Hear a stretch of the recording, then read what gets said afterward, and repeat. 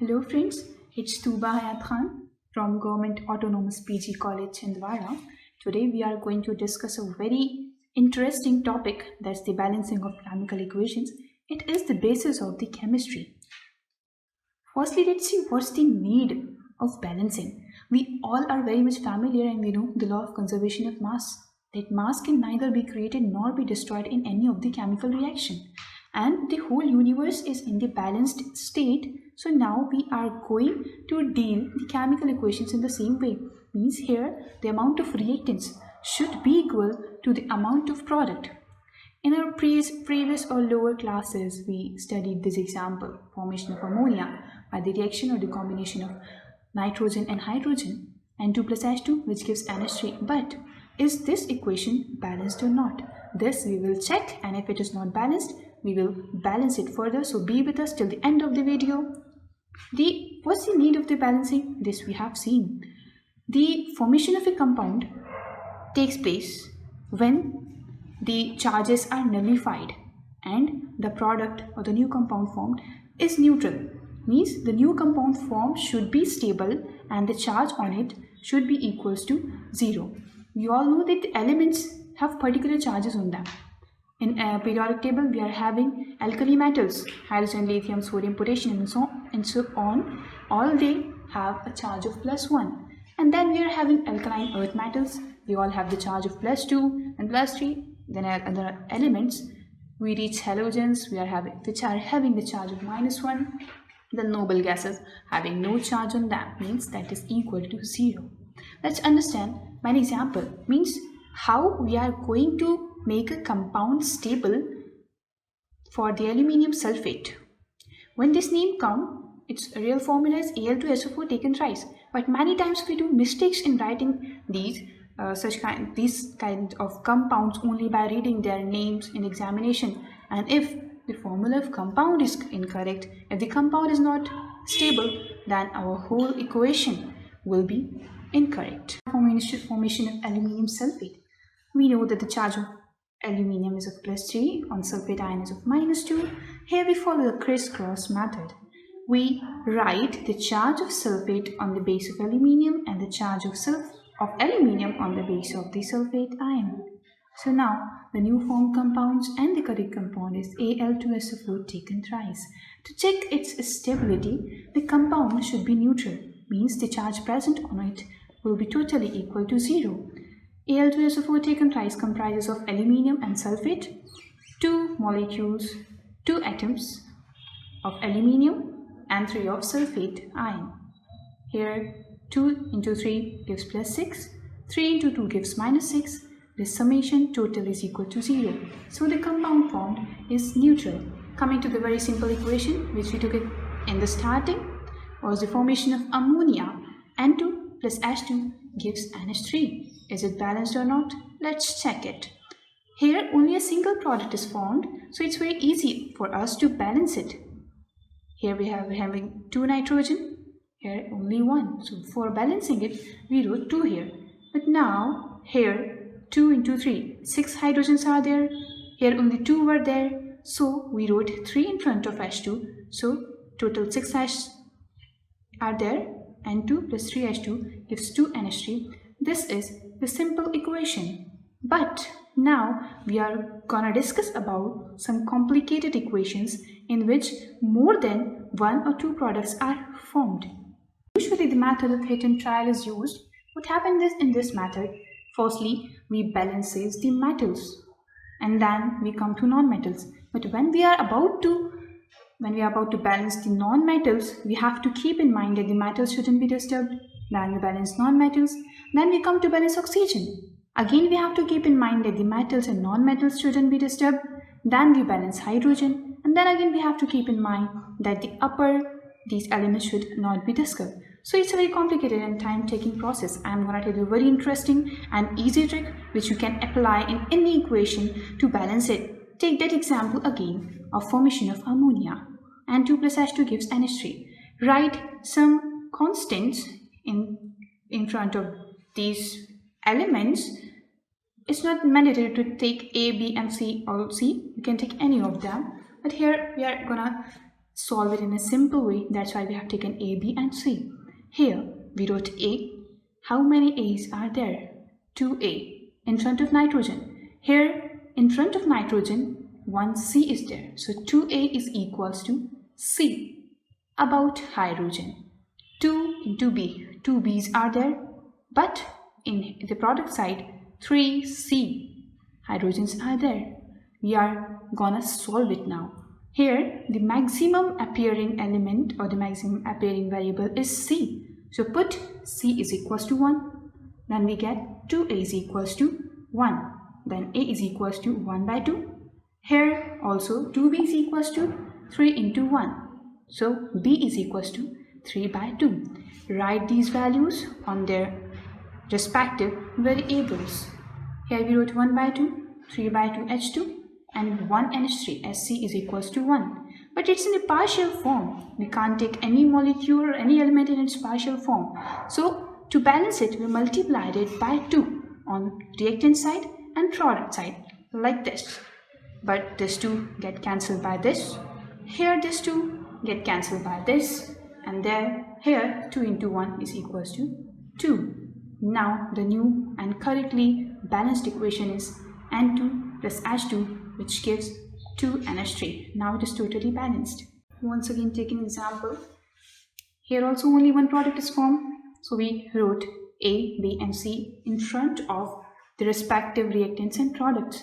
Here, how many phosphorus are there? 4 into A on the reactant side, and on the product side, 2 into C. These both are equal.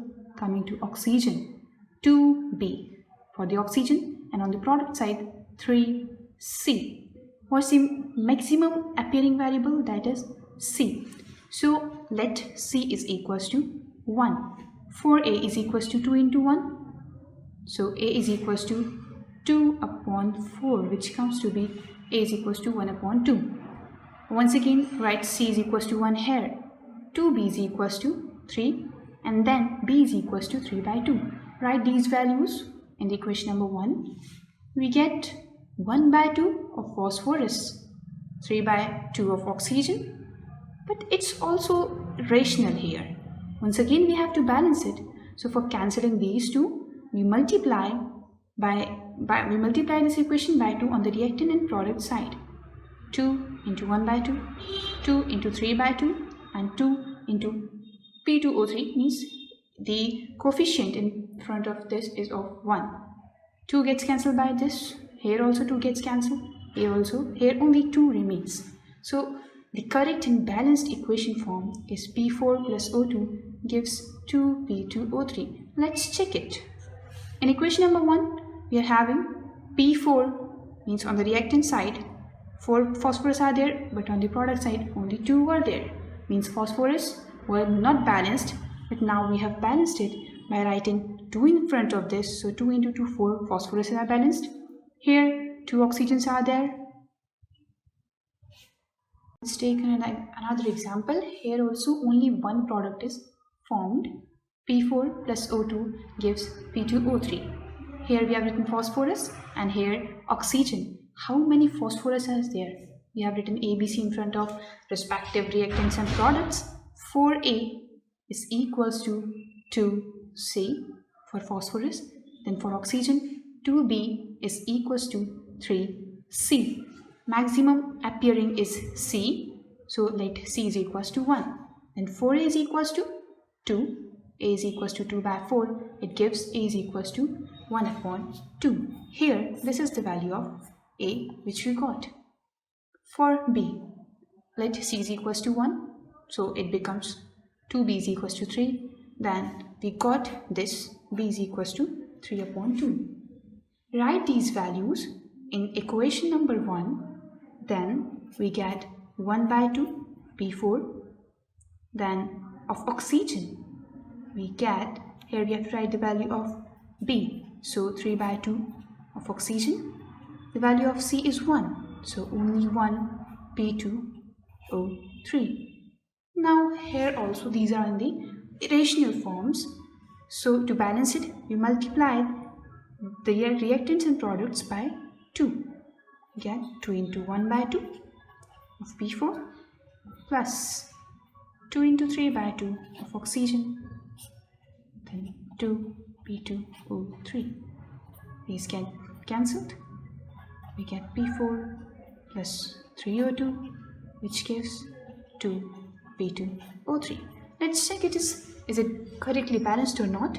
On the reactant sides, we are having 4 phosphorus.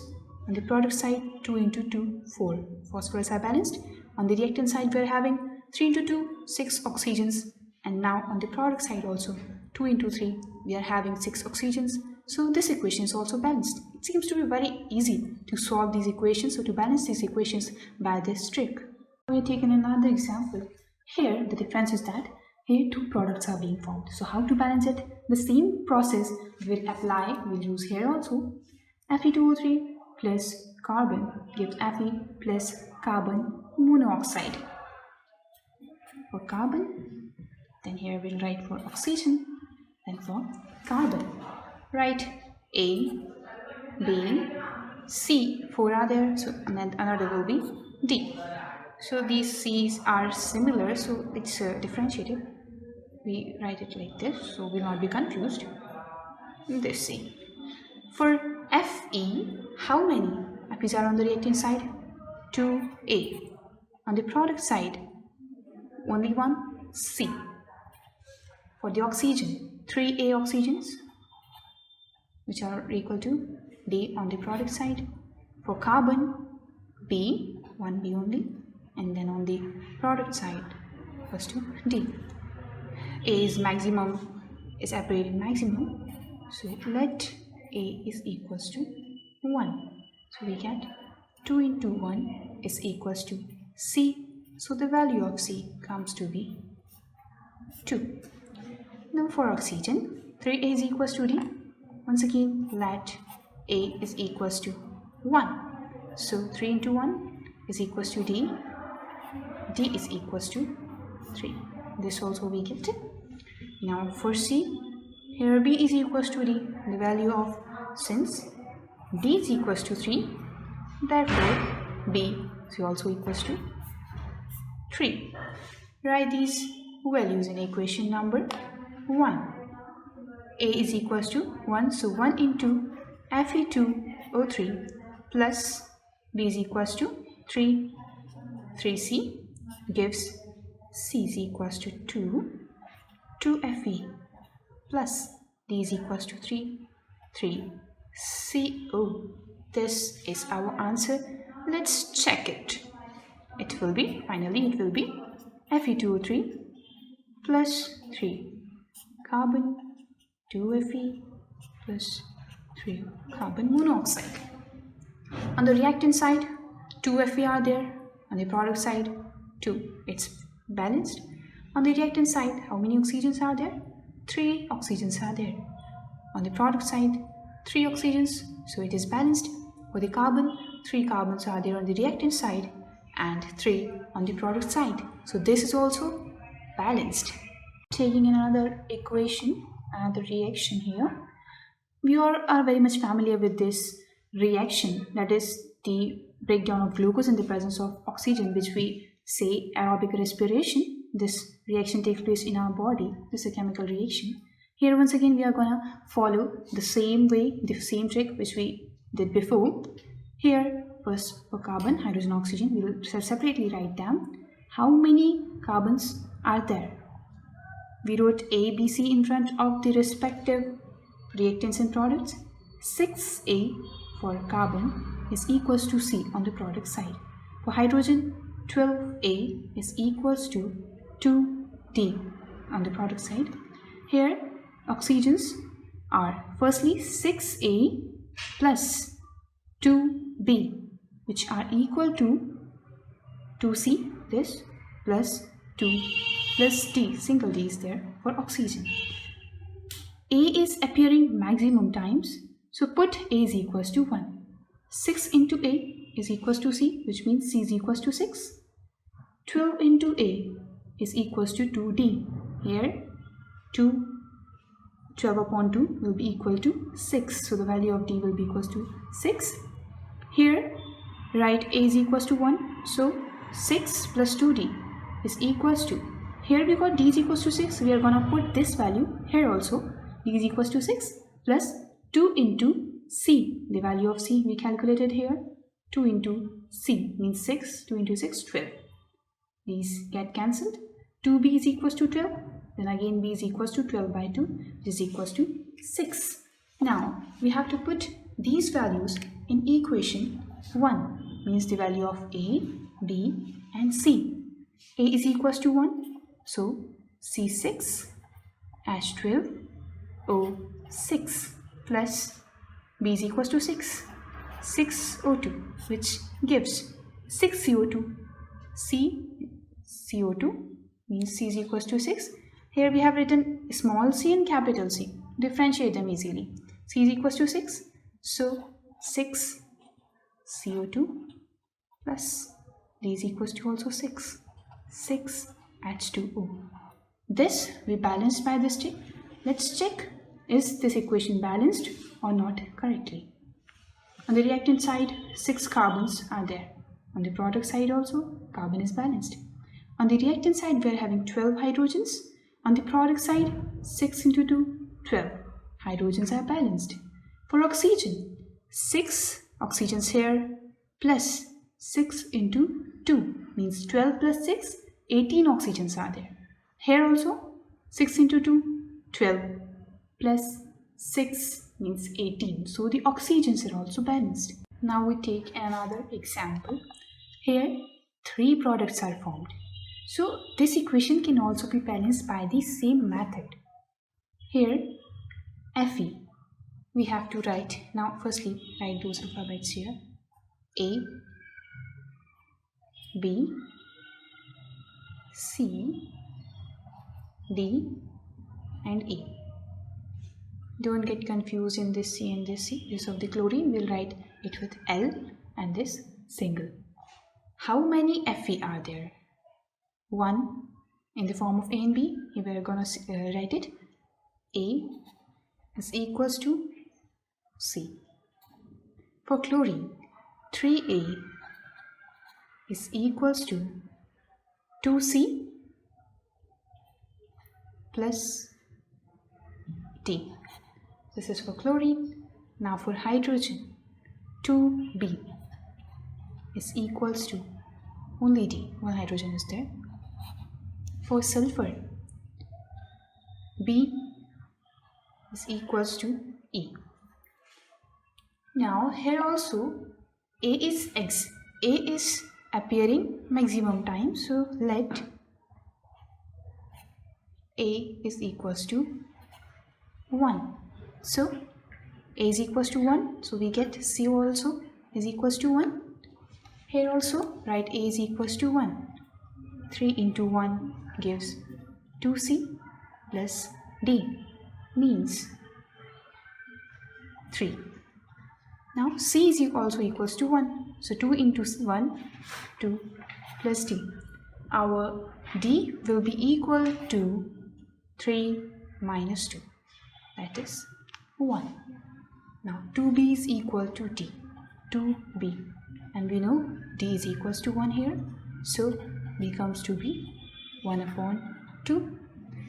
For E, what's the relation? B is equals to E. And here we get B is equals to 1 by 2.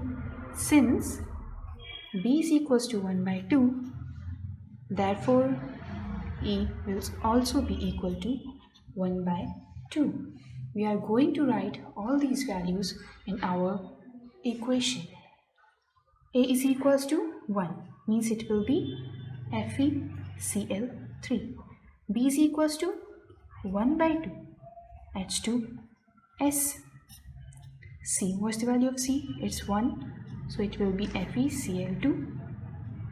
Value of D is also 1, so it will be simply FeCl, and the value of E is 1 by 2. It will be 1 by 2 S. Again, the same problem. It's not a problem. It's in the, these are in the fractional form. We have to write it simply, means just to balance this equation. We are now going to multiply it by 2, which we did in the previous examples also. 2 into FeCl3 Here the coefficient is 1, so we multiplied it simply by 2. 2 into 1 by 2 of H2S, which gives 2 FeCl2 plus 2 HCl plus 2 HCl plus 2 into 1 by 2 of S. Here 2 gets cancelled. Here also 2 gets cancelled. So our answer or our new balanced equation will be 2 FeCl3 plus H2S gives 2 FeCl2 plus 2 HCl plus S. Let's check, is it correctly balanced or not? On the reactant side, Fe are 2, on the product side also, so Fe means iron is balanced. For chlorine, on the reactant side, 3 into 2, 6 chlorines are there. On the product side, 2 into 2 means 4 plus 2, which gives 6, means chlorine is also balanced. For hydrogen, 2 hydrogens are here on the reactant side and 2 hydrogen on the product side, so the hydrogen is also balanced. Sulfur, only a single sulfur is on the reactant side, the same on the product side. So by this method, by this trick, we firstly balanced the equations, the chemical equations which form only a single product, then having the 2 products, then having the 3 products. This method is applicable to any of the chemical equation in which we study in chemistry. It's very easy and simple trick. So thank you for watching, and please like, share, comment, and don't forget to subscribe.